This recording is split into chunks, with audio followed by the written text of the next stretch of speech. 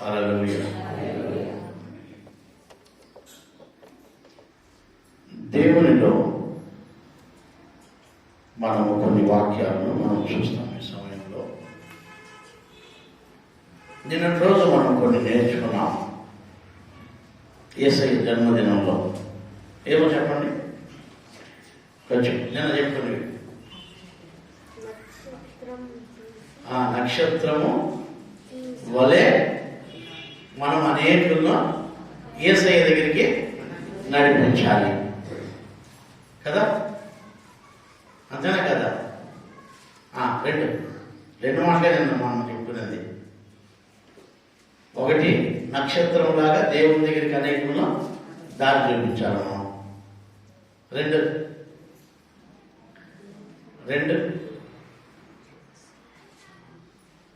నిన్నే కదమ్మా. పోనీ నిన్న ఏం తింటావు చెప్పండి. ఏం తిన్నావు నిన్న?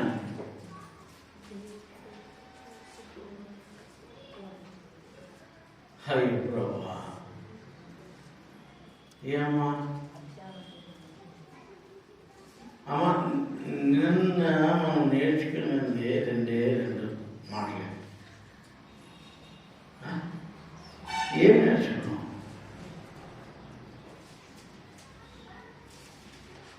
ఈ లోక కుయుక్తులు అయితే చాలా నేర్చిపెట్టుకుంటారు, కానీ ఎవరి దగ్గర ఎప్పుడు ఎట్లా మాట్లాడాలా, ఎవరి దగ్గర ఎప్పుడు ఎట్లా ప్రవర్తించాలా, ఎవరి దగ్గర ఎప్పుడు ఎట్లా నటించాలా అనేది చాలా బాగా నేర్చిపెట్టుకుంటాం. ఒక పాస్టర్ ఉన్నాడు, నాకు తెలిసిన పాస్టర్. ఆ పాస్టర్ ఏం చేస్తాడంటే, ఏడైనా ప్రార్థనకు పెట్టినప్పుడు పూరి హవాయి చెప్పులు వేసుకొని పోతాడు, పాత గుడ్లు వేసుకొని పోతాడు.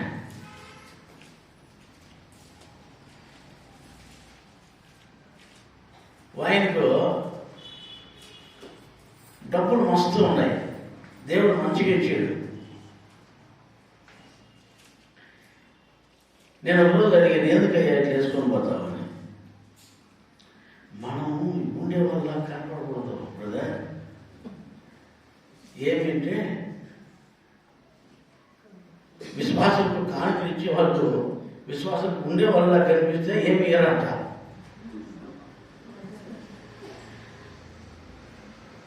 ఏమీ లేని వాళ్ళకి పోతే బిచ్చిగా లేకపోతే పాపం ఏమీ లేదేమో అని ఇస్తారంట.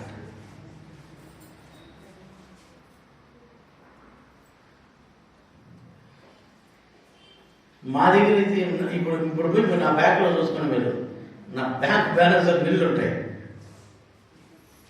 మన ఏ రూపాయలు ఏది ఒక 2,000 వేసాడు. ఆ బ్యాంక్లో, నా బ్యాంక్ అకౌంట్లో వేసిన ఆ 2,000 ఉంటుంది. మన ఎవరు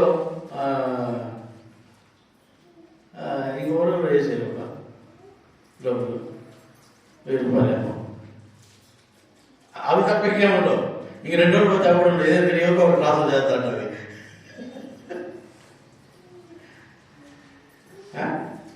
అడేళ్ళ వచ్చేసి కడతారంటే వాళ్ళు ట్రాన్స్ఫర్ చేసేస్తారు అడవులు.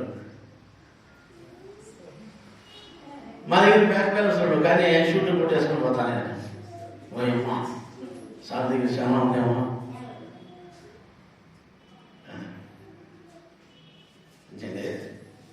ఎందుకంటే ఈ లోకంలో నటన. దేవుడు అట్లా చెప్పాడు మనకి. దేవుడు మనకు అట్లా చెప్పలే, డబ్బులు ఉన్నా లేనట్లుగా నటించమని దేవుడు చెప్పలే. ఉన్నదాన్ని తృప్తి పడమన్నాడు, మంచిదే. రెండవది, నిన్న మనం నేర్చుకున్నది, వారి పెట్టెలను విప్పి దేవునికి బంగారు, సామ్రాణి, బోల్, ఈ 3 విలువైనవి ఈ సృష్టిలో. దేవుడు సృష్టించిన సృష్టిలో చాలా విలువైనవి 3. ఈ విలువైనవి దేవునికి వారు వారు సమర్పించారు. మనం ఎట్లా ఉండాలంటే అనేకులకు క్రీస్తు దగ్గరికి నడిపించేవారుగా మనం ఉండాలి. 2, మన దగ్గర ఉన్న విలువైనవి దేవునికి ఇచ్చేవారుగా ఉండాలి. ఎవరు చాలా మంది నా దగ్గరికి వచ్చి, సార్ కానుకలు పట్ల సార్ మర్చిపోయినాను సార్. నేను ఆడ మర్చిపోలే, దేవుడు నాకు అనుమతించడం నేను పట్టలే.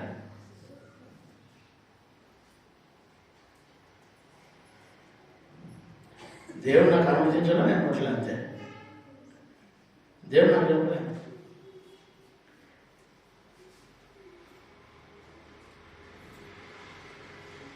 జాగ్రత్తగా గమనించండి. నేను డబ్బు కోసమో లేకపోతే దేనికోసమో ఈ సేవకు రాలా. నేను సోల్ బిల్డింగ్ కోసం వచ్చాను. ఆత్మను రక్షించాలి, ఆత్మను సంపాదించాలి. ఒక ఆత్మ అంటే నాకు విలువ. అందుకనే పౌలు గారు ఒక మాట అంటారు, నీ సొత్తు కాదు, నిన్నే నేను కోరుచున్నాను. నీ సొత్తును నేను కోరలేదు, నిన్నే నేను కోరుచున్నాను. దేవుని సొత్తు నాకు కావాల్సింది మీ బీరువాలో ఉండే డబ్బులు, లేకుంటే మీ ముక్కులు రిక్కులు ఉండేటో కాదు. నాకు కావాల్సిందంతా మీరే. హల్లెలూయా. దేవుని రాజ్యం కోసం మీరు కావాలి, అంతేగాని తుచ్చమైన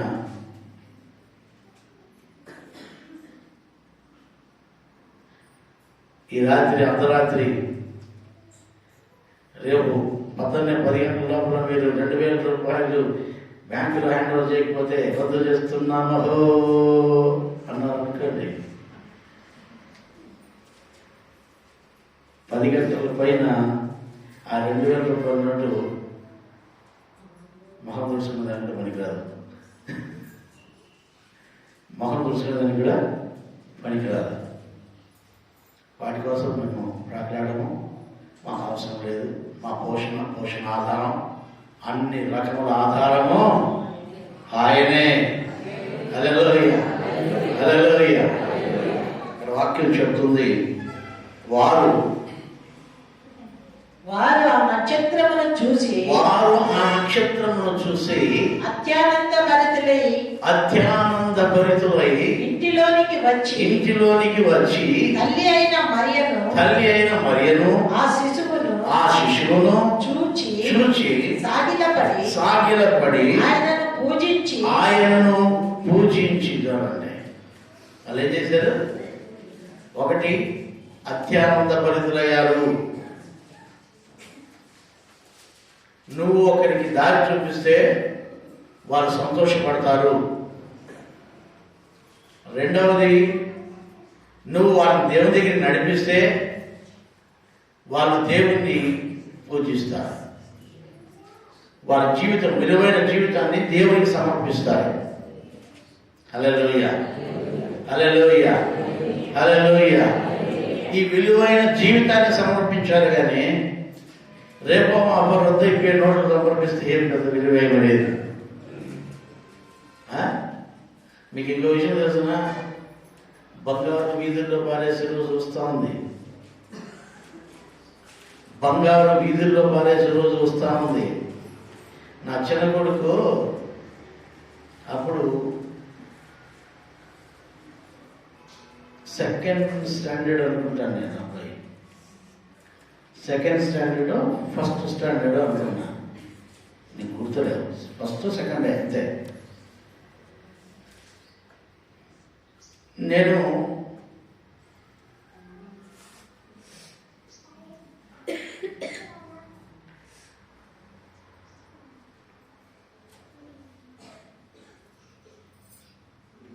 ల్యాండ్ లైన్కు అప్లై చేస్తుంటే, గవర్నమెంట్కి ఫోన్కి ల్యాండ్ లైన్కి అప్లై చేస్తుంటే వాళ్ళు 6 సంవత్సరాల తర్వాత నాకు ఇచ్చారు. అంటే అప్పుడు 1st స్టాండర్డే ఉంటాడు అబ్బాయి. ఆ ల్యాండ్ లైన్ వచ్చి, ఆ టెక్నీషియన్ వచ్చి, బిఎస్ఎన్ఎల్ వచ్చి ల్యాండ్ లైన్ ఫోన్ పెడుతున్నారు మా ఇంట్లో. నాకు కొంచెం సంతోషం ఉంది.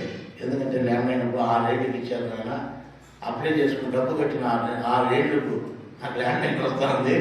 పోనీలే స్వామి అనుకున్నా. ఆ రోజుల్లో ల్యాండ్ లైన్ ఉండేవాడు అంటే అనేవాళ్ళు.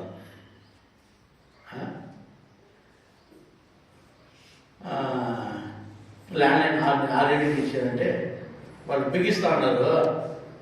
ఈయన వచ్చాడు, మా చిన్న కొడుకు, డాడీ డాడీ అన్నాడు. ఏమన్నా అన్న, నాకు ఛార్జింగ్ డబ్బులు అన్నాడు. ఎందుకన్నా, ఈ ఫోన్లో అమెరికాలో పారేస్తాడంటే ఇప్పుడు ఎత్తుకొని వస్తాడు. అంటే అమెరికా అంత టెక్నాలజీ, అప్పటికే సెల్ ఫోన్లు వాళ్ళు మెయింటైన్ చేస్తున్నారు. మా దగ్గర ల్యాండ్ లైన్ వచ్చే కనుక వాళ్ళకు సెల్ ఫోన్లు మెయింటైన్ చేస్తున్నారు. చక్కగా అన్నమాట. అంటే నేను మర్చిపోలేదు ఆ వాటి ఇప్పటికి కూడా.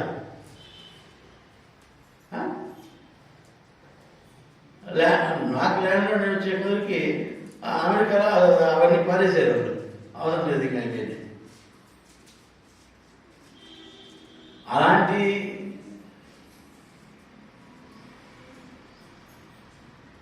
చిన్నప్పటి నుంచి ఆయన మెంటాలిటీ అట్లాంటిది. నేను ఎందుకు ఈరోజు మీకు చెప్తున్నానంటే, దేవుని వాక్యాన్ని మనం వినండి, వాళ్ళు విలువైనవి దేవుడికి సమర్పించడం నేర్చుకుంటున్నామండి. హల్లెలూయా. సెల్ ఫోన్ పారేసాం, ఇది ల్యాండ్ ఫోన్ పారేసామా, సెల్ ఫోన్ అది ఇది విల్ ఫోన్ పారేసామా, ఇంకో రోజు పోతే సెల్ ఫోన్ కూడా పారేస్తాం. బాడీలో నుంచి వచ్చేస్తుంది. చెప్పండి, చెప్పు ఎక్కడ పోతా చెప్పు, సరే అనుకుంటా పోతా ఉండొచ్చు. నేను ఎందుకు ఈరోజు మీకు చెప్తున్నానంటే, ఒకరోజు బంగారు కూడా పారేసే రోజు, వెండి బంగారు వజ్రాలు పారేసే రోజు వస్తుంది. ఎందుకంటే అది పనికిరాదు, అవి పనికిరావు. పనికిరాని వాడి కోసం ప్రాకులాడద్దండి, పనికొచ్చే పరలోక రాజ్యం కోసం ప్రాకులాడదాం. వీళ్ళు చూడండి, దేవుణ్ణి దగ్గరికి వచ్చి ఆ విలువైనవన్నీ కూడా దేవునికి సమర్పించడం మనం చూసాం.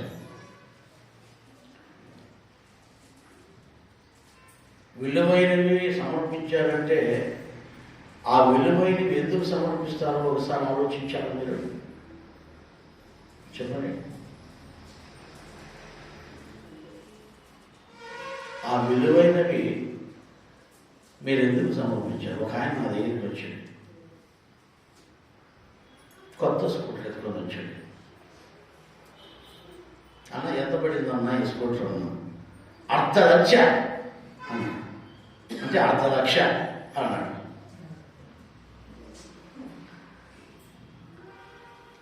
అంటే ఆయన భాష ఏంటంటే 1,00,000, 1,00,000, 1,00,000, 1,00,000 అట్లా అన్నమాట. ఇప్పుడు నువ్వు ఈరోజు ఒక స్కూటర్ కొనాలంటే 1,50,000 పెట్టి ఒక స్కూటర్ కొంటున్నావు, లేకపోతే ఒక 20 లక్షలు 30 లక్షలు పెట్టి కారు కొంటున్నావు. అది ఆడ పోయి గుద్దిందంటే దుగ్గు అదే మీరు నోట్ వేసుకుంటారు, దుమ్ము. అదే మా దుమ్ము,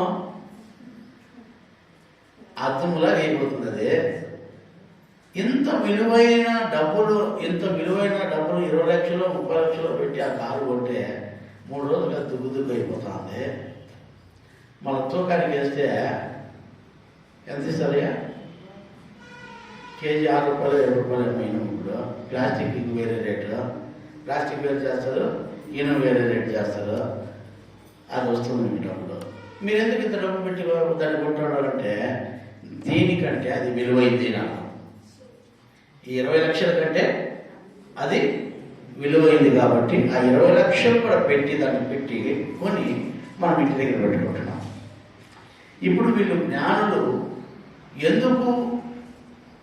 ఎందుకు ఆ బంగారు బోలము సామ్రాన్ని ఇచ్చి దేవుడిని తీసుకుంటున్నారో తెలుసా?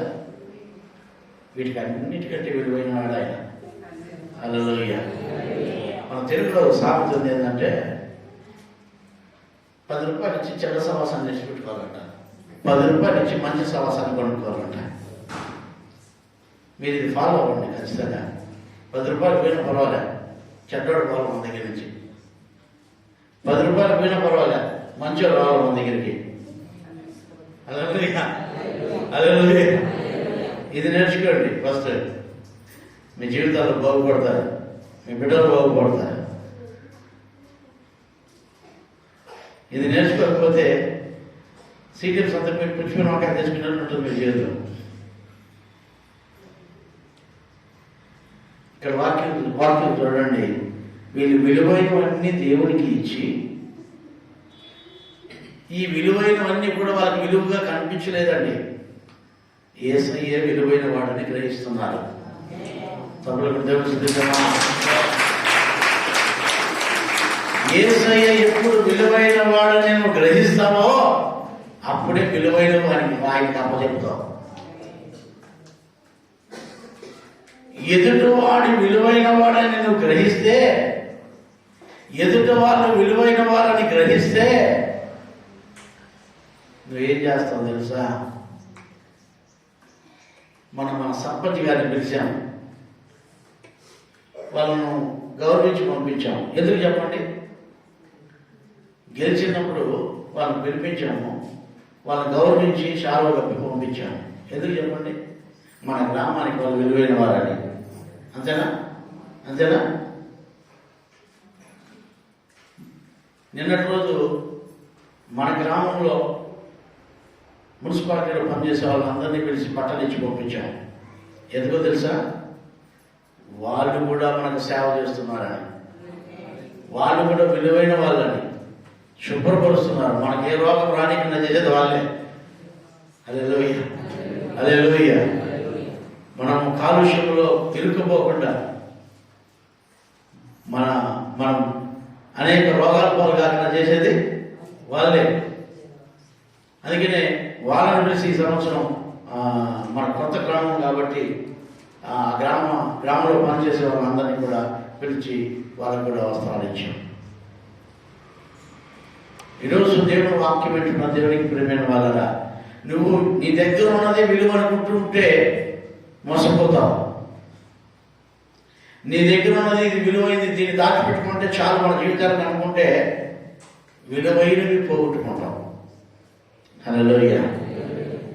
వీళ్ళు ఎప్పుడైతే వాళ్ళ దగ్గర ఉన్న విలువైనవన్నీ కూడా దేవునికి సమర్పించి దేవుని పొందుకున్నారు వాళ్ళు. అందుకనే ఈ గ్రంథంలో, పరిశుద్ధ గ్రంథంలో వాళ్ళ పేర్లు రాశారు. హల్లెలూయా. నువ్వు ఎప్పుడైతే నీ విలువైన జీవితాన్ని నువ్వు దేవునికి సమర్పించి వాళ్ళలాగా దేవుని పొందుకుంటావో నీ పేరు ఈ పరిశుద్ధ గ్రంథంలో కాదండి, గొర్రెల పిల్ల యొక్క జీవ గ్రంథంలో నీ పేరు రాయబడుతుంది. హల్లెలూయా. తూర్పు దేశపు జ్ఞానుల యొక్క పేర్లు ఈ పరిశుద్ధ గ్రంథంలోనే రాశారు. నీ విలువైన జీవితాన్ని, నీ విలువైన వాటిని యేసయ్యకు నువ్వు సమర్పించిన రోజున నీ జీవితము, నీ పేరు పరలోక రాజ్యములో పరిశుద్ధ గ్రంథంలో వేరు, గొర్రె పిల్ల యొక్క జీవ గ్రంథము వేరు. రెండు గ్రంథాలు ఉన్నాయి పరలోక రాజ్యంలో. ఒకటి పరిశుద్ధ గ్రంథం ఒకటి ఉంది, జీవ గ్రంథం ఒకటి ఉంది. గొర్రె పిల్ల యొక్క జీవ గ్రంథం ఒకటి ఉంది. నీ జీవితాన్ని దేవునికి సమర్పించినట్లయితే ఆ గొర్రె పిల్ల యొక్క జీవ గ్రంథంలో నీ పేరు రాస్తారు. హల్లెలూయా, హల్లెలూయా. మనం ఏం చేయాలి ఇప్పుడు దేవుని దగ్గర చెప్పండి? మనకు ఉన్న విలువైనవన్నీ, విలువైన సమయం కావచ్చు, విలువైన నీ దగ్గర ఉన్న విలువైనవన్నీ కూడా దేవునికి సమర్పించాలి. ఆది సంఘములో అపోస్తుల పాదముల దగ్గర వాళ్ళ చిరాస్తులను అమ్మి అపోస్తుల పాదముల యొద్ద పెట్టిరి అని గ్రంథంలో ఉంది. అంటే విశ్వాసులు అంటే ఆ రోజుల్లో వాళ్ళ చిరాస్తులన్నింటినీ అమ్మి అపోస్తుల పాదములు అంటే ఈ ఆస్తులు మాకు దేవుడు మాకు కావాలి అని. హల్లెలూయా, హల్లెలూయా. దేవుడు నామమున స్తోత్రం కలుగును గాక. మీ జీవితంలో దేవుని యందు భయభక్తులు కలిగి జీవించినట్లయితే విలువైనవి దేవునికి ఇచ్చి అన్నిటికంటే విలువైన దేవుని మీరు పొందుకుంటారు.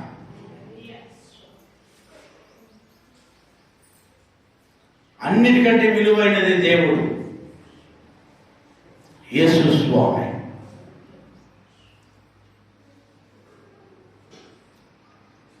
యేసు స్వామి విలువైనది. ఇంకా ఈ సృష్టిలో ఏది విలువైనవి కాదు. వజ్రాలు, వైడూర్యాలు, రత్నాలు, రాసులు అన్నీ కూడా విలువైనవి కావు. సృష్టిని సృష్టించిన సృష్టికర్త చాలా విలువైన వాడు.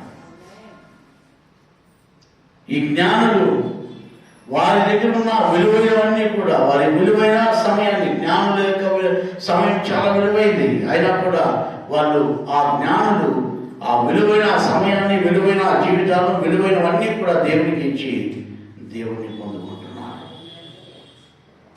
మన జీవితంలో కూడా ఇలాంటి స్థితిలోకి వస్తే తప్ప పరలోక రాజ్యంలోకి మనం ప్రవేశించలేము.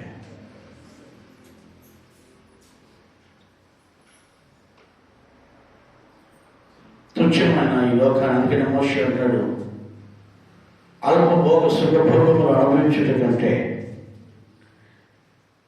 నేను క్రీస్తులో శ్రమపడి నాకు లాభమని.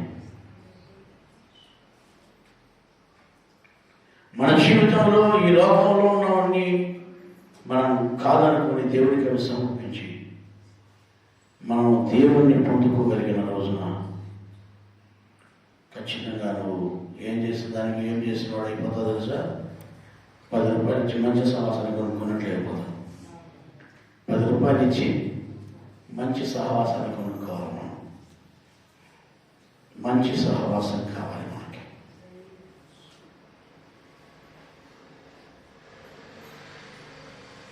మంచి స్నేహం కావాలి. మనకు మంచి వారితో సహవాసం కావాలి. మనకి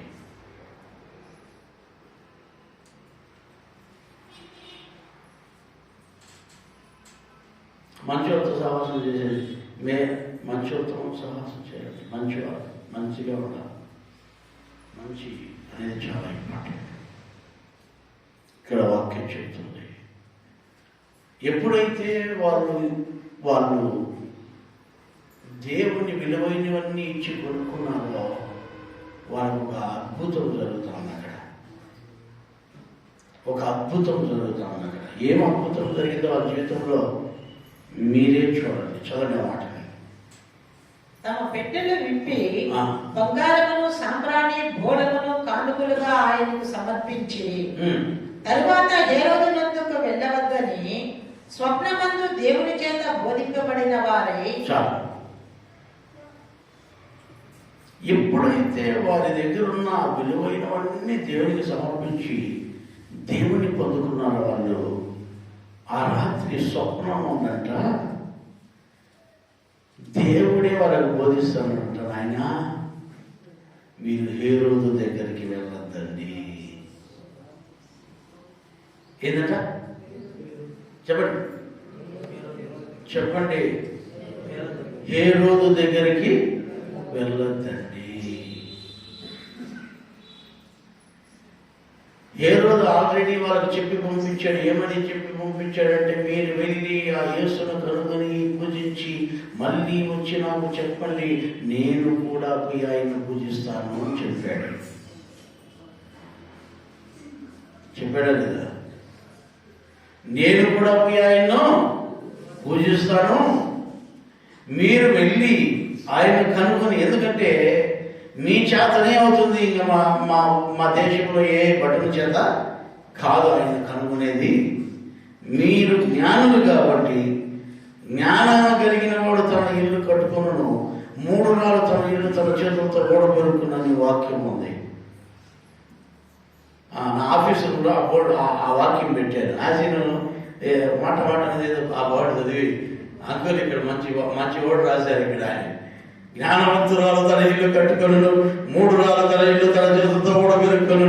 అంటే నిజంగా జ్ఞానం అంటేనే నీ జీవితం కట్టుకుంటారు, లేకపోతే చూస్తే.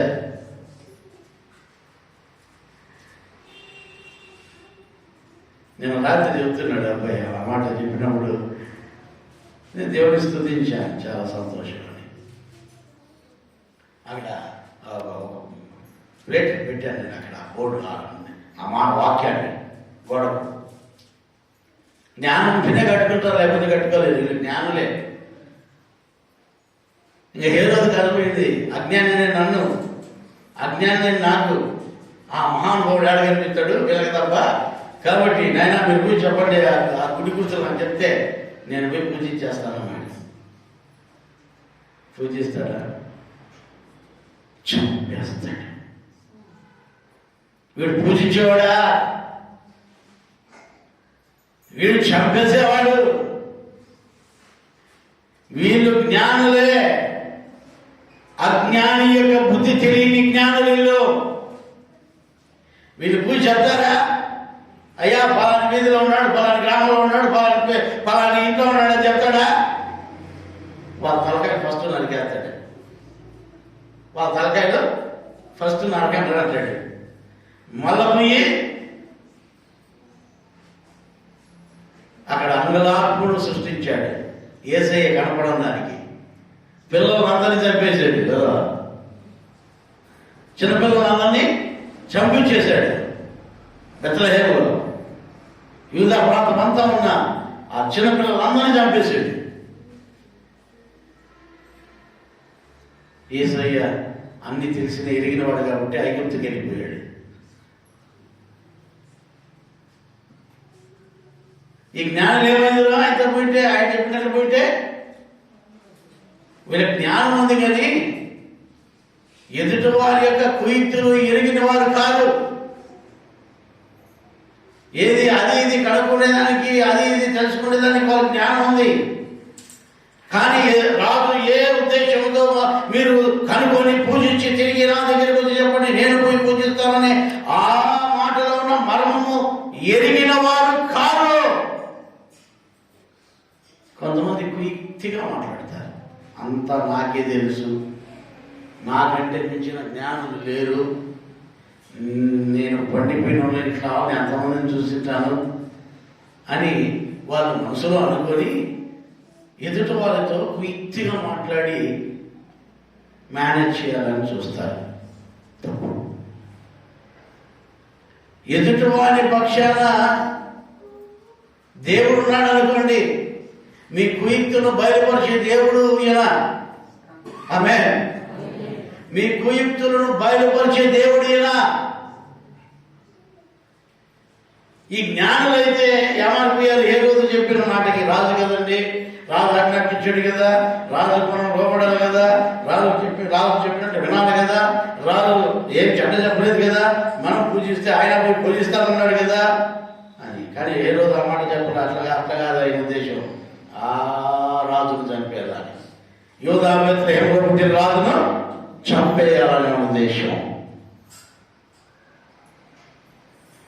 ఆ రాత్రి దేవుడు ప్రత్యక్షమై వాళ్ళకు స్వప్నం అందిలాగా చెప్తున్నాడు, మీరు హేరోదు దగ్గరికి వెళ్ళక వేరొక మార్గమున మీరు వెళ్ళండి. లేని ఎడల దేవుని చంపలేడు ఖచ్చితంగా. ఎందుకంటే హేరోదు ఆలోచనలు ఆయనకు తెలుసు, జ్ఞానుల ఆలోచనలు యేసయ్యకు తెలుసు, అందరి ఆలోచనలు ఆయనకు బాగా తెలుసు. దేవుడైతే తప్పించుకుంటాడు కానీ ఈ జ్ఞానం తప్పించుకోలేరు. హేరోదు దగ్గర ఖచ్చితంగా చంపేస్తాడు ఈ జ్ఞానాన్ని. కాబట్టి దేవుడు ఎప్పుడైతే ఈ జ్ఞానులు విలువైనవి దేవునికి సమర్పించి దేవుణ్ణి పొందుకోగలిగినారో, దేవుడు హేరోదు యొక్క రహస్యమైన చెడ్డ ఆలోచనను ఎరిగిన దేవుడు వాళ్ళకు బయటపరుస్తున్నాడు. కబులు పెడదాం. అయ్యా వీడిది చెడ్డ ఆలోచన, వీడిది చెడ్డ ఆలోచన. కొంతమంది చెడ్డ ఆలోచనలు ఆలోచిస్తూ ఉంటారు. పైకి మాత్రం హల్లెలూయా స్తోత్రం అంటారే కానీ హృదయం అంతా చెడ్డ ఆలోచనలే. నేను రోజు చెప్పా, మా ఇంటికి వస్తే ఏం చేస్తావు, మీ ఇంటికి వస్తే ఏమి ఇస్తావు అనే లెక్కాచారాలు కొంతమంది. అలాంటి జీవితాలు కాదు మనం ఉండాల్సింది.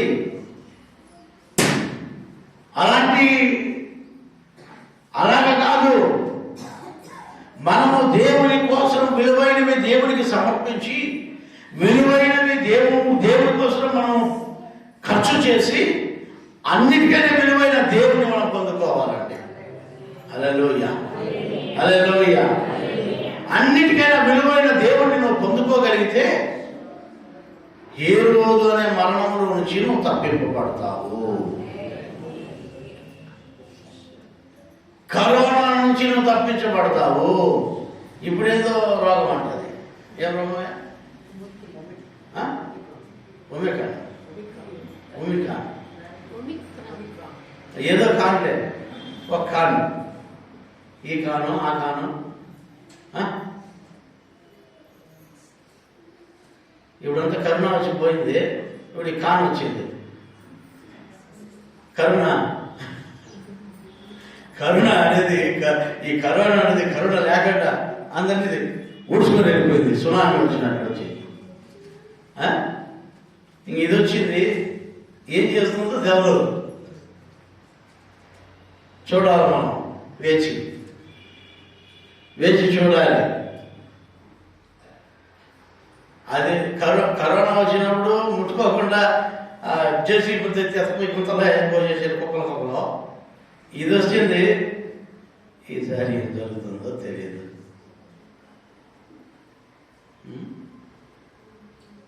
వారి శవములను నేను వీధులలో కుళ్ళు కొట్టునట్టు చేయుదును. దేవుడు చెప్తున్నాడు, వారి శవములను వీధులలో కుళ్ళు కొట్టునట్లు చేస్తాడట దేవుడు. వారి నోటిలో నాలుక ఉన్నట్టు అది కుళ్ళిపోయేట్టుగా చేస్తాడట. ఏ రోజు రాజవస్త్రమును ధరించి సింహాసనం పైన కూర్చొని కిరీటం పెట్టుకొని రాజా ఆ అధికారంతో ఆయన మాట్లాడుచుండగా బైబిల్లో ఉంది, పులుకులు పడి చచ్చిపోయాను. ఇది రాజవస్త్రం, రాజకిరీటము ధరించుకొని రాజవస్త్రాలు పెట్టుకొని ఆయన గంభీరంగా ప్రజలతో మాట్లాడుతూ ఉండగా, అందరూ చూస్తుండగా మెల్లమెల్ల పురుగులు వచ్చేసి ఆయన శరీరంలో నుంచి అట్లా పడి చచ్చిపోయాడు. బైబిల్లో ఉన్నాయన్నమాట. నేను ఎందుకు ఈరోజు మీకు చెప్తున్నట్టే, దేవుని మహిమపరచలేదు. అతను తను తాను హెచ్చరించుకుంటున్నాడు. ఇక్కడ వాక్యం చెప్తుంది, వాళ్ళు ఎప్పుడైతే దేవుణ్ణి విలువైనవన్నీ ఇచ్చి దేవుణ్ణి పొందుకోగలిగినారో ఈ నిత్య నరకములో నుంచి, అంటే మరణములో నుంచి వాళ్ళు తప్పించుకోగలుగుతున్నారు. ఏ రోజునే సాతాను చేతుల నుంచి, వారి యొక్క కమండ హస్తంలో నుంచి దేవుడు వారిని తప్పించి వేరొక మార్గము గుండా వారి ఇంటికి, వారి దేశమునకు సురక్షితంగా పంపుతున్నాడు. హల్లెలూయా, హల్లెలూయా, హల్లెలూయా. మన జీవితంలో మనం సురక్షితంగా బ్రతకాలంటే యేసయ్య మనకు ఉండాలి. ఆయన వారి జీవితాలలో సమయాన్ని వెచ్చించారు దేవునికి. వారికి ఉన్న విలువైనవన్నీ దేవుని కోసం ఖర్చు పెట్టారు. వారంతకు వారే దేవునికి సమర్పించుకున్నారు, దేవుని పొందుకున్నారు. చివరిగా వారికి దేవుడు ఇచ్చింది ఏంటంటే, ఏ రోజు దగ్గరికి పోనీయకుండా, వారి తలకాయలు నరకబడకుండా, వాళ్ళు చావకుండా దేవుడు ఆ మరణంలో నుంచి ఆ జ్ఞానులను తప్పించి సురక్షితంగా వేరొక మార్గము గుండా ఏ రోజు కన్నులను కప్పి, ఏ రోజు చేతుల నుంచి విడిపించి, ఏ రోజు ఖడ్గంలో నుంచి వారిని విడిపించి వారిని సురక్షితంగా వేరొక మార్గము గుండా వారి దేశమునకు, వారి కుటుంబమునకు వారిని పంపుతున్నాడు.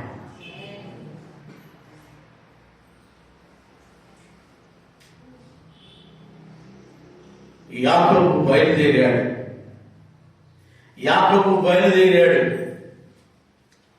ఒక చోటుకు పోయిన తర్వాత చీకటి పడిపోయింది.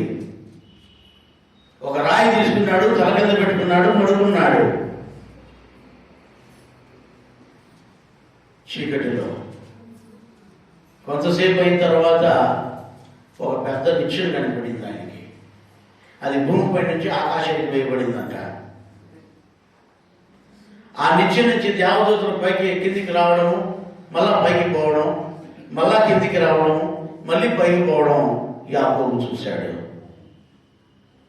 వెంటనే ఆ నిద్రలో లేచి భయపడిపోయి, ఓయమ్మ, ఇది నరుడు ఉండే స్థలం కాదు, ఇది దేవుని యొక్క గవిని అని ఆ తల కింద పెట్టుకున్న, తలగడగా పెట్టుకున్న ఆ రాయిని నిలబెట్టి దానిలో నూనె పోసి దీపం వెలిగించి, ఇది దేవుని యొక్క గవిని అన్నాడు. అక్కడ మొక్కుకున్నాడు ఆయన, ప్రభువా, ఇది నీ గవిని, ఇది నువ్వు ఉండు స్థలము. ఇప్పుడు నేను ప్రయాణమై వెళ్తున్నాను. నా ప్రయాణంలో నువ్వు తోడుండి ఏ శత్రువు నన్ను చంపకుండా, ఏ కష్టము లేకుండా, ఏ మరణము సంభవించకుండా, ఏ రోగము నన్ను తాకకుండా ప్రభువా నన్ను తిరిగి తీసుకొచ్చినామంటే, ఈ ప్రయాణంతో నాకు తోడుగా ఉండి ప్రాణముతో, ఆరోగ్యముతో, ఆశీర్వాదముతో నన్ను తీసుకొచ్చినావంటే ఇక్కడ నీకు నేను బలిపీఠం కడతాను.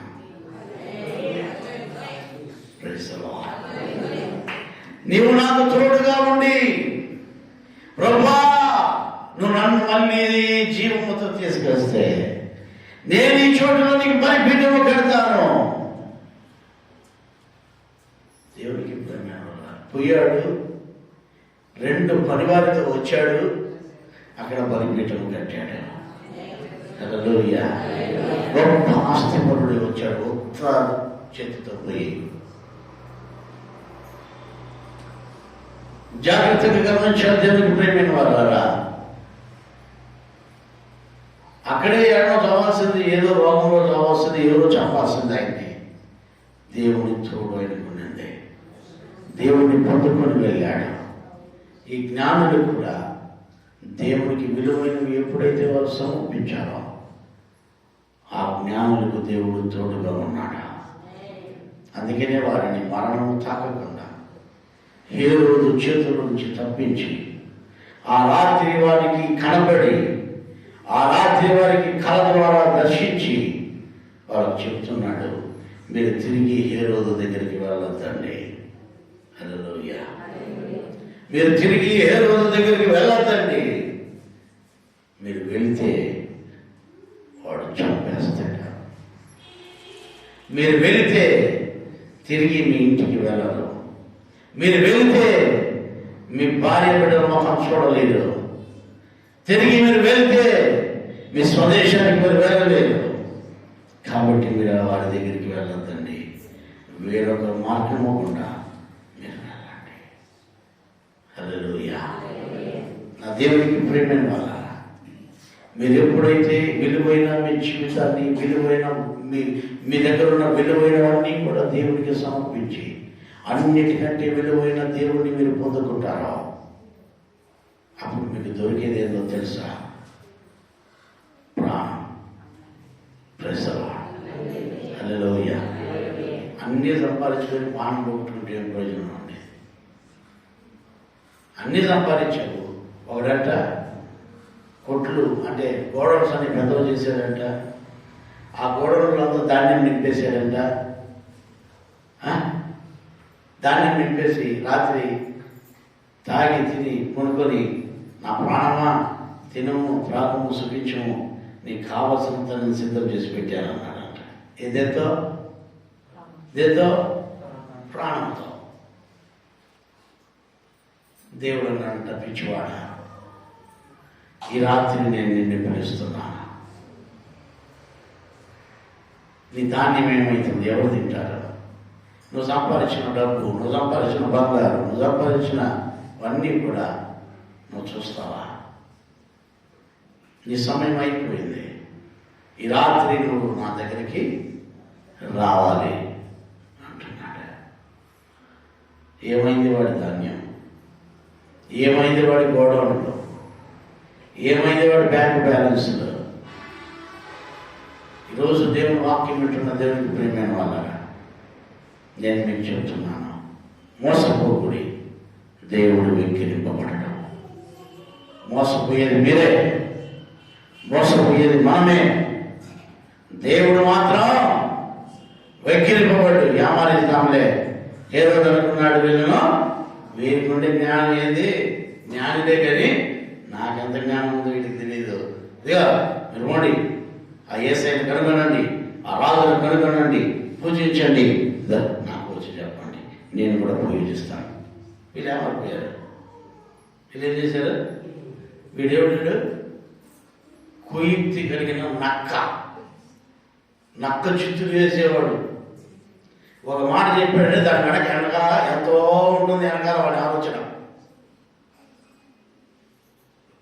ఏకమార్తో కూడా కాదేడు, ఉన్నట్టు. అదే తెలుగులో మాట అంటారు, బలబల మాట్లాడే వాళ్ళ ఇంటి ముందర పడి దాచినట్ట. వాయమ్మో, కుయుక్తిగా మాట్లాడుతాడు, వాళ్ళ దగ్గర మనం జాగ్రత్తగా కదమ్మా. నయమే నయమేనమ్మా, సొలమినా సునామినా.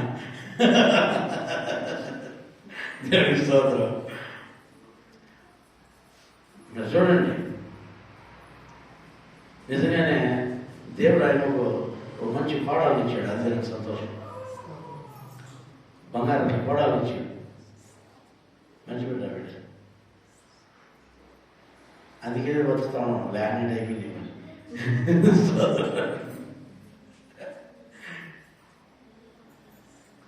దేవుడి వాక్యాలు మీరు వినండి. దేవుడు మీకు తోడు లేకపోతే మీకు అట్లా దొరకదు. దేవుడి సన్నిధి మనకు కావాలి, దేవుని ప్రసన్నత మనకు కావాలి.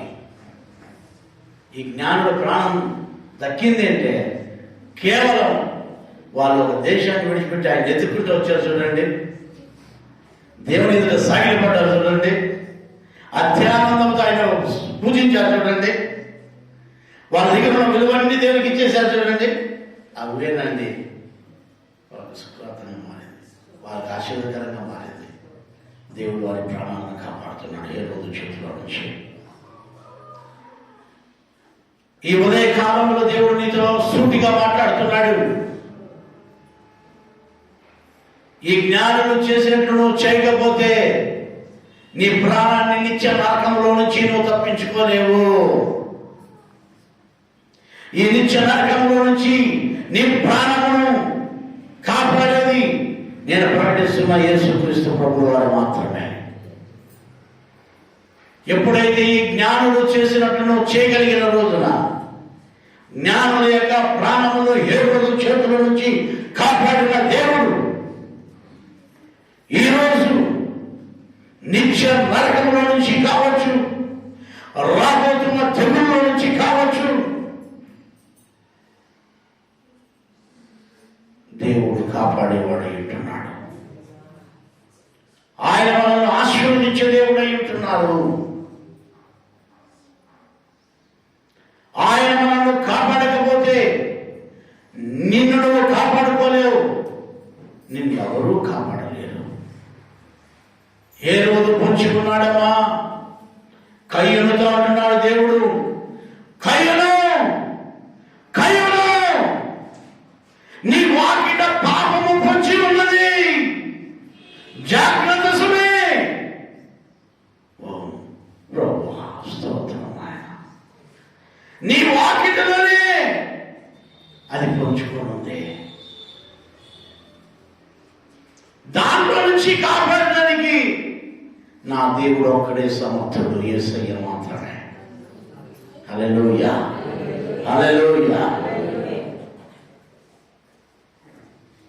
మన జీవితాన్ని మార్చుకుందాం, దేవుడికి సమర్పించుకుందాం.